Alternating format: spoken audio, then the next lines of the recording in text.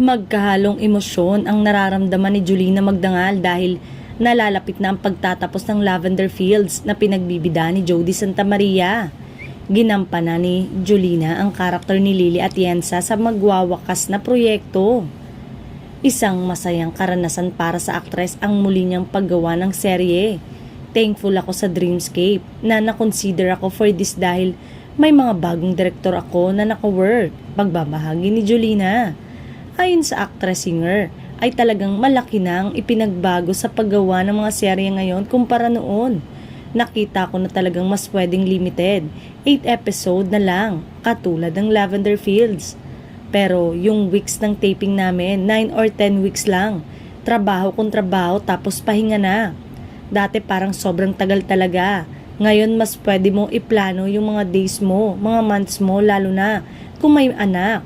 Natuwa ako sa ganitong environment, giit niya.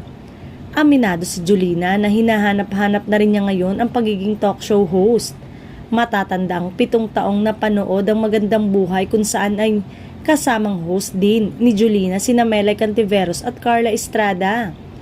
Pinalitan naman ni Regine Velasquez Alcacid bilang host sa naturang morning show si Carla pagkalipas ng 5 taon. Mukha nga kasing tuluyan ng magpapaalam ang show at hindi na muling babalik sa ere.